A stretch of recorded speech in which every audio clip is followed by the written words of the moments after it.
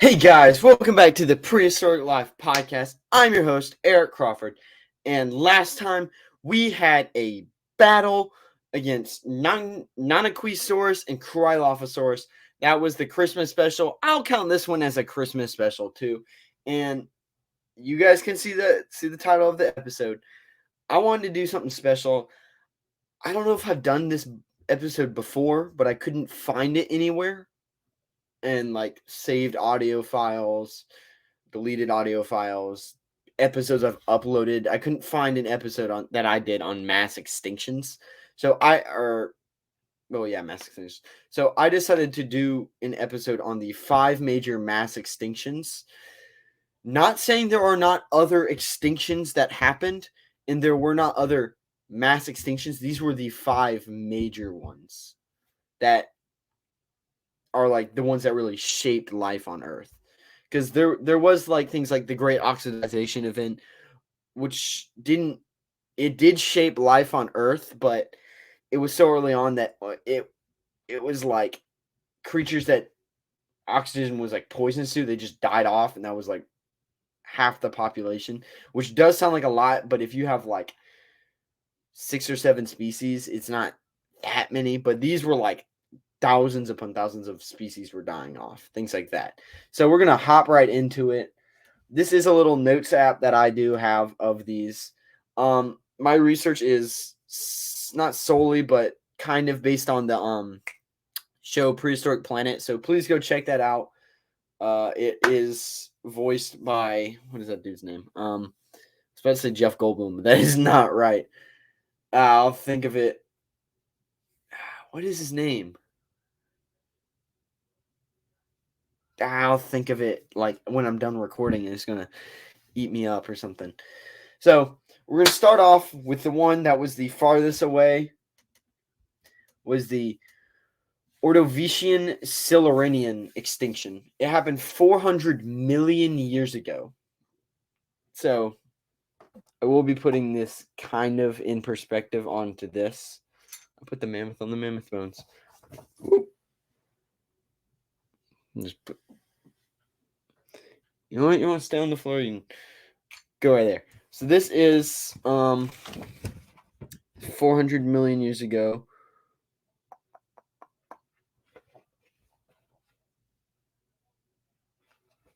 I gotta find it. This is the Ordovician to the Silurian. So it's the extinction that happened between here. I'm saying a rough estimate of 400 million years. It's not exactly, because this one is a bit more dated.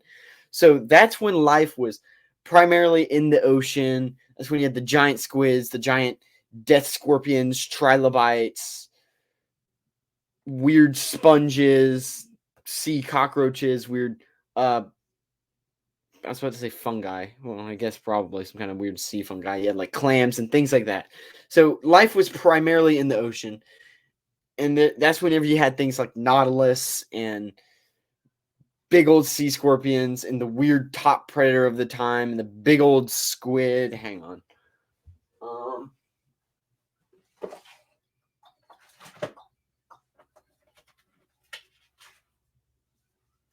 Big old squid like Orthoceras. Like this bad boy. This big mamba jamba. Orthoceras.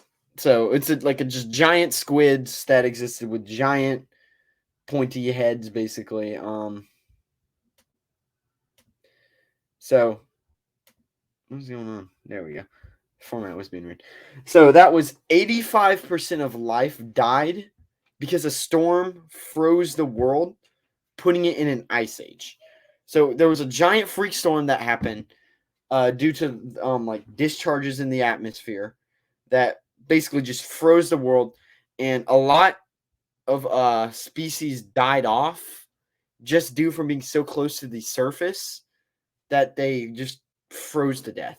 And things like nautilus and giant squids like this and trilobites, they survived by due to animals sinking into the just abyss of the ocean, the absolute darkness that just like basically like flooded the bottom of the deepest parts of the ocean. Because there was technically land, but it was more like small islands at this point, and it would form to be bigger. And nothing was really on it yet. There's probably a few things, but this is primarily this time of like the ocean. So things like Orthoceras and other species, a lot of their ancestors died off. A lot of things like that died off, but clearly not all of them because we do have squids and things like that today. But 85% of life died off due to being frozen to death. Which is absolutely just like bizarre to think about that much life is just gone. I'm going to try to find.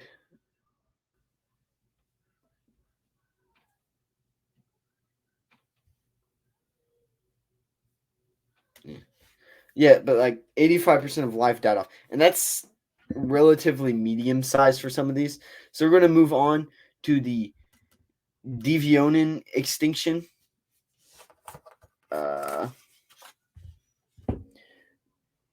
Devonian, it could be known as the. Ooh, let me actually do this right.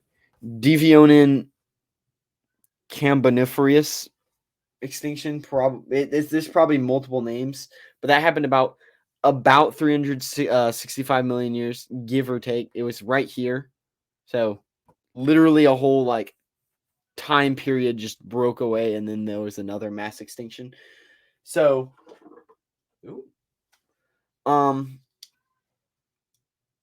there was a surge of nutrients into the ocean from actually land that from like plants and things starting to sprout out onto land, and some of that nutrients sunk into the ocean, and it basically made plankton grow like crazy.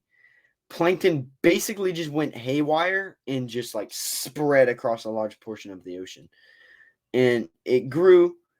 Then since there was so much, a lot of it just floated to the top of the water. And if you know about plankton, it needs like water oxygen. It can't just be exposed to direct oxygen. So when it would do that, it would float to the top and die, covering the top of the water. Right. And since there was so much, oxygen levels dropped in the ocean. And since there was no like area for the oxygen to get in because all this plankton had floated to the top and just died, it began to rot, and everything under it died. And then there was this nasty sludge of plankton that killed off 87% of species. And interesting fact about this is the mass extinction that actually caused sharks to take control, because things like Dunkleostenes was one of the big species that really went extinct during this time period because of this nasty plankton sludge water that basically just sucked up all the oxygen, cut off sunlight. So all the fish and things, it was basically just like a weird over hydrogenized water. It was still water, but the oxygen levels were somehow lower. So instead of H2O, it was probably like H2. Although there's some other chemical. I'm not a chemist. I'm trying to be a paleontologist, so please don't expect me to just know how that works. But yeah, it killed 87% of the species, and mainly species survived just by like not being in the area. I know it's like a lazy way they survived, but that's kind of how they survived. That's why sharks took over. If Dunkleostenes didn't go extinct, sharks would not have rose to the top of their food chain, which is really crazy to think about. And I love looking at like we have big old shark teeth, big old megalodon shark teeth. Like this, well, this isn't that big, but this is like an ancestor to megalodon. We have those because Dunkleostenes went extinct due to plankton, which is bizarre, and I find that so fascinating. Um, The next one is the Permian-Triassic extinction, which is a bit more just realizable based on the name. Put this up real quick. So it was the extinction event between Permian and the Triassic era.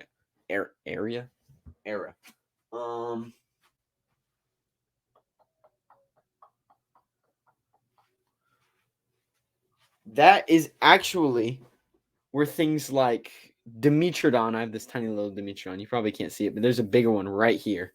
So I'm gonna put it right next to his brother. Went extinct. So in the far north of Pangaea, millions of millions of square kilometers, a chunk the size of the U.S. was destroyed for 100,000 years, give or take, due to magma release from volcanoes, which then released noxious gas that caused acid rain, killing off more life, poisoning the ground, which killed off plant life and things like that, which then released CO2 that is 6 times greater than what we have today, along with the environmental effects that come with that, to which killed 90% of all species. So we have like what, 18 million species today.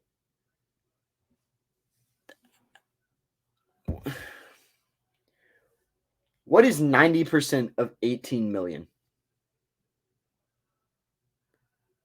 Actually, that's still a lot. No, it's not. Because if you look at it, 16,200,000 species would go extinct. You would be left with like only 2 million like less than 2 million species. It would be like 100,900,000, like 1,900,000 species left, which doesn't, it sounds like a lot of species, but whenever you think that like that's on today's standard, and who knows how many species were like alive back then, because you had the land, you had the oceans, you had um uh because that's only 18 million species of animal. Things like plants and insects and birds and fish and microorganisms, things like that, burned up. They were just obliterated, gone forever. And we may never know about it just because of like preservation bias. And fun fact about this, one of the oldest evolutionary ancestors to the human is the Lystrosaurus. And it survived by going into caves and just venturing away from that like lava spew. And whenever they came back after the lava had kind of started, or the magma had kind of go away, and the CO2 levels not necessarily balanced out, but got to a more sustainable level, and the environment wasn't completely murder, deadly, Fallout 4 toxic wasteland, they kind of grouped back together and kind of evolved and changed, and eventually down the evolutionary path, these guys actually turned into humans. So that is actually our oldest ancestor, which is crazy to think about. And that happened 250 million years ago. I don't know if I pointed that out, but that's about, no, wait, this is Permian Triassic. So that's this area right through here. So there's like a large chunk of it where there's just like nothing going on, which is really crazy to think about. So then this is not necessarily one of my favorite, but I think it's interesting. This is the Triassic Jurassic extinction.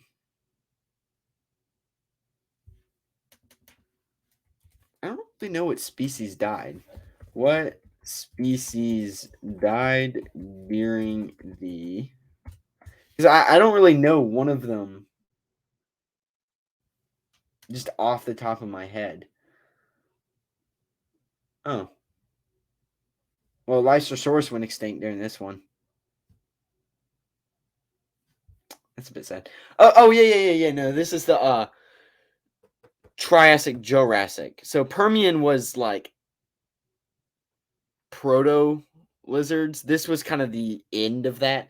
So this is a major like these are like major phenomenon kind of natural disasters, if that makes sense. So that was 210 million years ago. So right about this area where Saltosaurus and Brachiosaurus are. I have one of both of those actually. Well, that's not technically a Saltosaurus. It's like an Alamosaurus or something. Well, that's not besides the point. Yeah, I'm pulling down. You know what? Just for funsies, I'll pull them both down. Just because I really like sauropods. Uh-oh. Just because I really like sauropods. And preferably not dropping them everywhere. I'm going to pull these bad boys down. Just to have them in the show for a little bit. Just because I like sauropods so much. So massive rain monsoons with global storms basically flooding the earth that rained for a million years, give or take, flooding the earth as surface water reroute Earth's surface, being fertile silt, bringing fertile silt with it. So it kind of picked up the top layer of for like fertile silt and kind of distributed it a little bit, causing the land to become more forested, and many ancient reptiles failed to adapt. 76% of life died out, but the ones who did were called dinosaurs. So, again, ancient reptiles, not dinosaurs. Actually, I'll leave these things. So, in the Jurassic is when we start getting big boys like these. Please don't fall. Please don't just knock everything over. Thank you. We start getting big old bad man pajamas, like not these guys. I'm gonna take these guys away just for right now. For Allosaurus, and I'll say it's a Saltosaurus. It's like not Alloramus. That's a different thing, but it's like an Alamosaurus or something. And Brachiosaurus, we got those, and little proto reptiles. They're not dinosaurs because I like to make this joke. I'm not the one who came up with it, so please don't please don't quote me with it. Dinosaurs have three main things.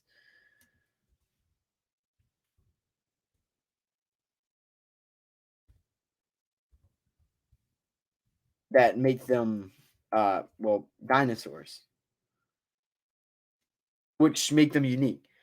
One, their hips are under their legs. You can see that with sauropod and Big Al here with Sir Riggs, because Rig discovered the Brachiosaurus, so I'm gonna call him Sir Riggs just because for funsies. But you can see the legs are under the hips for both Big Al here and Sir Riggs. You can see that, but there's three things. Like I said, the legs must be under the hips. They're warm blooded, and they're cool to study. I'm kidding on that last one.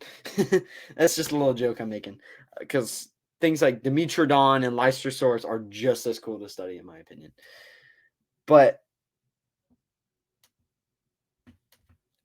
I mean, things like Dimetrodon, where the legs were off to the side, and Postosuchus and Lystrosaurus, and big old dinosaur, or not dinosaurs. I'll call them proto reptiles, like these. Basically, almost like alligator-like creatures. Things like these. They went extinct because they couldn't adapt to the more forested areas. Which I think is actually part of the reason why I think sauropods came into existence. Because you got this huge fertility rush that just spread all the fertile silt across Pangea. So you got all these huge trees starting to grow everywhere. And all these dinosaurs are like, oh, I can't no longer survive on shrubs. There's other things, and these shrubs are kind of gone now. So they started to grow bigger and get their necks up and start eating the trees, which I think is really fascinating. That's personally just me. I mean, I would assume it's all of you too, because that's why you're listening. But that is that extinction. It's these species died off because they failed to adapt, and these species changed to adapt to the new environment. I'm gonna take these guys not away, but I'm gonna move them. And now you have the most famous extinction of them all. The Cretaceous Tertiary extinction. The KT extinction. It happened 65 million years ago, give or take. Look at the right side. Hang on. Right here. The KT extinction and the famous KT Cretaceous extinction, where the asteroid slammed into Earth, sending dust, rocks, ash everywhere, had earthquakes. I'm pretty sure there were floods because of seismic activity, but sent ash and things into the atmosphere, and everything covered the Earth everywhere, covering the Earth in darkness, killing 70% of all life. So, if you guys remember back to the Tyrannosaurus interview at all, he gave a pretty good explanation about everything 55 pounds and up died off. So, that includes our friends, the dinosaurs. Things like T-Rex, Triceratops, big old dinosaurs in the Cretaceous period. They all died off. They were just gone. Here. I can do this for symbolism. I don't even think I can get in there yet.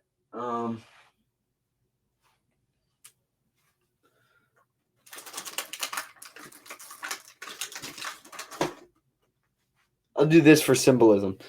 I'll put a rock here. It's a very pretty rock. Just symbolizing the meteor that just basically cut the lineage of the. We had this discussion with the Tyrannosaurus guy. There was a multiple of them.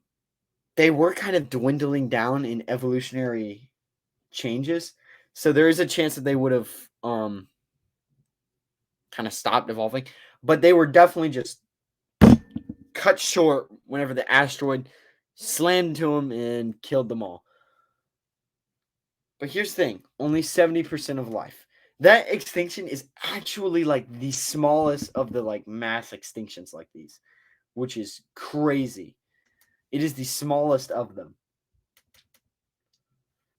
And things like mammals and even small reptiles, small dinosaurs, small well, not even fish. A lot of like aquatic creatures were pretty unharmed. Alligators, sharks, small mammals, small dinosaurs even survived, and they evolved into modern birds.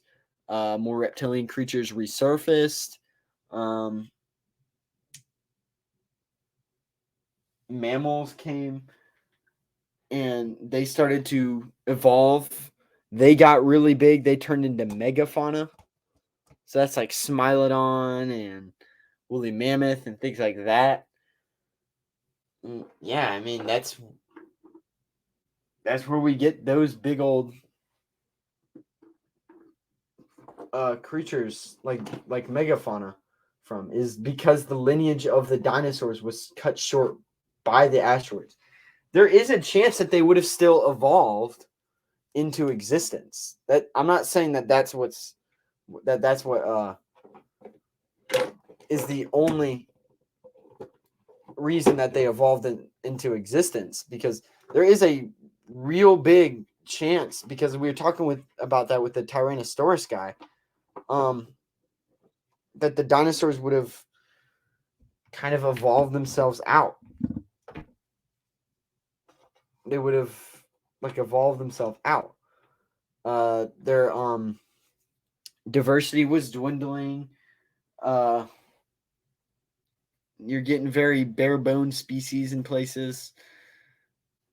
So it has like T-Rex, Triceratops, Edmontosaurus in the Hell Creek Formation. That was pretty much it for most of the time. So there is a chance that they would evolve themselves out, not necessarily of existence, but mammals could have taken over. But that asteroid was definitely the end all be all. Dinosaurs were dead. The big dinosaurs were just dead and gone, basically. And it gave that those mammals basically that ability to just shoot up and get ready to evolve as quick as possible to just spring up. And yeah, I mean, it's a little sad because dinosaurs are really amazing, and I would really love to study them up close. But and we can with modern birds, give or take a little bit, a little guesstimate. But their lineage was cut short by that asteroid. And I know I said that was the last major mass extinction, but technically, we are in the sixth mass extinction. Granted, it's not some crazy force kind of thing, crazy act of nature that came about, like monsoons or fire or whatever else, but us humans as an existence, we became the asteroid, if that makes sense. So we became the asteroid.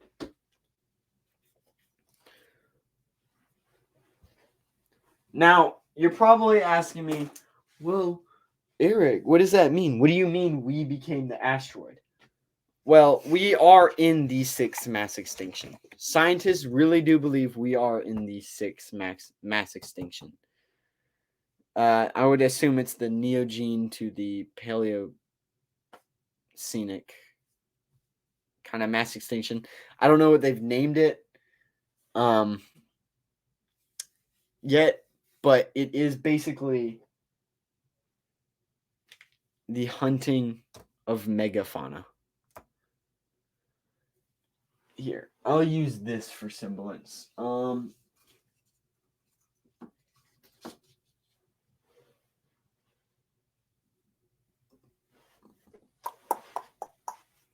me a moment. Take my little guy. That was real tiny, I know. I'll use this for semblance. So, what do you mean? We are the asteroid. So, the asteroid was the kind of end all be all nail in the grave for dinosaurs. We were kind of the end all be all nail in the grave for megafauna, which is why we don't see Elasmotherium and Smilodon and Mastodon and mammoths and the giant elk with the huge horns everywhere. Even here in or not North Carolina, but North America, we used to have lions that looked like the ones in Africa, but bigger. The megafauna that is left is like in Africa, and that's it. And the diversity of it isn't really that much. The diversity of megafauna used to be so vast, but humans kind of overhunt the changing climate, the spreading out. I said overhuntings, but we kind of they were ice age creatures. So they had big fur. They were pretty big with lots of fat on them usually to keep themselves warm. It began to warm up. So eventually they got smaller, they lost that fur, they lost that hair. Humans were still evolving into existence, so we were hunting them for food, some for sport, rite of passage, feats of strength. If you get that reference, you do. Things like that. But kind of to end all be all, it was the overhunting of them a little bit. Because eventually they just started to spread out so much and they died off from heat stroke and things like that from not the atmosphere, but the environment changing so drastically, and then we just kept hunting them and kept hunting them and kept hunting them. They kind of just died off. So megafauna is not completely gone. Don't get me wrong. It isn't completely 100% gone, but it's mostly gone. And that is something sad. It's very sad. And I know there's going to be somebody somewhere that hears this and they're going to be like, typical humans, but we were also still Neanderthal. We didn't understand species preservation. We didn't understand that. And granted, we were not running in there with a gun and shooting them from 100 yards. They were running up. It was like six or seven dudes running up with spears and stabbing these giant elephant creatures and just poking at them, making them mad with a whole herd charging at them, killing like 6 or 7 of them with this giant tiger that was hunting you. It was a lot more primal that we were hunting these things. So to be able to hunt them to extinction is just like a feat in its own. Kind of a show of just human strength, which is just it's both amazing and depressing. Because it's amazing that we had this strength to just do that. We had the ability to do that on top of the fact that we did do that. But I mean, we became the asteroid for the megafauna, and that's why they are gone now. And so, yeah, that's roughly the mass extinctions. So this isn't even the proper like timeline of these things, but I'm just putting them here just because it's like a show.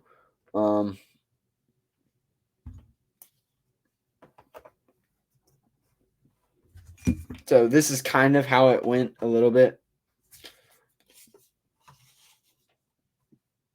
But yeah, this is basically how you can kind of see how species changed over time to more adapt. So it got out of the water and their hips were out, and then they got under and they got larger. Crazy incident, a rock hit them, and then mammals were able to evolve, and then humans got intelligent and killed them. So you can kind of see where it is. You can see the chain of evolution. But yeah, this was my episode on the 5 major mass extinctions. Now I'm not saying there aren't other mass extinction events and extinction events in general. I'm just saying these are the like 5 major ones that really kind of shaped our world, if that makes sense. Not our world, but like life on our world. So yeah, I'm your host, Eric Crawford. I will see you all next time, probably with a. When will this be coming out? Let me check my calendar real quick. Because next episode might actually be. There's a very good chance that the next week will be just single dinosaurs, but in January I do have some interviews lined up, so please keep your eyes out for that. So that's actually a great time to talk about this. Go follow me on Instagram. You can see where I post all of that. You will see about interviews and about upcoming events, upcoming episodes. You'll get little like questions, things like I often post a little thing that's like, "What's your favorite dinosaur?" and just talk about that. Please type something on there. I like posting that and seeing what kind of dinosaurs people like, so I know what to more focus on. Like, I don't want to do a billion T-Rex dinosaurs, and y'all want to see sauropods. Like, that doesn't make sense. Like, I want y'all to be a little involved in that. So if I put that up there, please respond to it. But that's where you can see things about interviews and upcoming episodes and things like that. Yeah. But I do have some interviews lined up for January, and this video will be going out early on YouTube. So please go check out the YouTube channel. I try to post stuff on there earlier than everywhere else. The last thing I usually update is the website. So hang on. Here is the website. It's kind of the hub for everything. You can see that interview with Tyrannosaurus. I really recommend that. We did have some technical technical difficulties in that episode, so I will have to get him back on an episode. But you can see the last episode. I do these a little bit early, so Andrew Sarkis was the last episode, and there was something between it, which was the Krylophosaurus and Nanoquesaurus fight. So please bear with me. From here, you can get to the YouTube, you can get to the Instagram. If I click on this, you'll usually see a little picture here. You'll get the this is usually the Spotify audio. You'll get the little blurb that I usually do. That's not what I wanted to do, but yeah, on Instagram, go check out Tyrannosaurus. That was a really great interview. And then you'll get the YouTube video usually down here. Yeah. So, yeah, and that's the website. So please go check that out. That's the hub for everything. And if I ever get merch, I'll definitely put it up on there. But again, I'm your host, Eric Crawford. This has been Prehistoric Life Podcast, talking about the 6 major mass extinctions. I'll see you all next time. Remember, keep it prehistoric, and goodbye.